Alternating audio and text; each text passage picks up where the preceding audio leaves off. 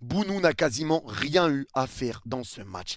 Il a quasiment rien eu à faire. Le Maroc a roulé sur les Pays-Bas. Et les Pays-Bas ont eu peur. Les Pays-Bas ont reculé. Les Pays-Bas ont laissé le ballon au Maroc. Il y a Koro qui m'a dit qu'il y avait une stat.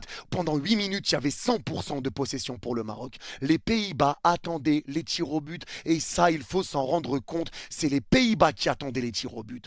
Le Maroc a réussi à les éteindre. Tu les as éteints dans le jeu et on parle d'une équipe néerlandaise qui n'a jamais connu dans son histoire une élimination au premier tour de phase à élimination directe de la Coupe du Monde. Jamais. Le Maroc est la première équipe à faire tomber les Pays-Bas aussitôt dans une phase à élimination directe. Et c'est un match de bonhomme, c'est un match de patron qui a été fait. Quand on vous dit que ces joueurs font tous les efforts tous ensemble, que tout le monde court, que tout le monde revient, que le pressing, le contre-pressing du Maroc est très bon, que les efforts sont faits sans ballon, que tout le monde se donne. Quand tu vois le match d'El Khanous, des tacles d'El Khanous qui récupère, il tacle, il récupère la balle, ça sort en corner, et ouais, il célèbre ça comme un but, mais il a raison.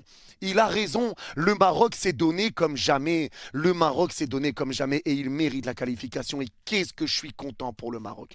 Qu'est-ce que je suis content pour eux. Le Pays-Bas ne méritait rien sur ce match. Rien. C'était du haram ball, de l'anti-football. Tous derrière, défensif. Et c'est pour ça que Saïbari a eu un petit peu de mal. Malgré tout, il s'est donné. Malgré tout, il s'est battu. Et il y a eu une occasion première mi-temps pour Saïbari où il rate le ballon, il met son pied, mais il ne s'attend pas au rebond qui passe comme par hasard juste au-dessus de sa jambe. Des situations, t'en as eu, mais t'en as loupé.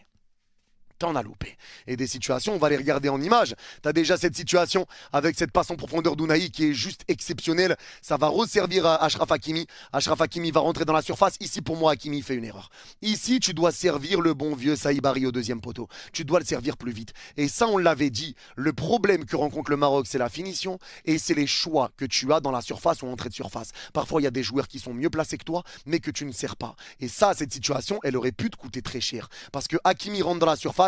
Et il y a Saïbari qui demande le ballon. Saïbari, il y avait un moment où il pouvait totalement être servi, mais il n'est pas servi. Hakimi va faire le choix de tirer et ça va s'écraser sur la barre de Verbruggen. Verbruggen qui avait déjà fait des parades sur la frappe d'Hakimi, sur la tête d'El Ainaoui en première mi-temps aussi. Verbruggen a fait un match exceptionnel et même sur Raimi dans les prolongations. Mais ça justement, on va y venir en image.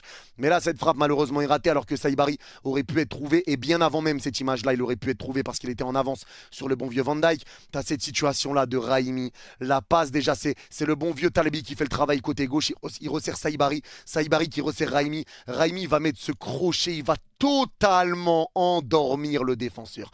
Bonne nuit, Raimi, c'est pas possible de rater ça. La frappe est axiale, le gardien arrive à parfaitement se détendre, ça touche le genou, ça touche le bras. Et ça passe à côté. Ça passe à côté. J'ai pas mis toutes les images sur ça. J'ai pas mis toutes les images. J'ai pas mis toutes les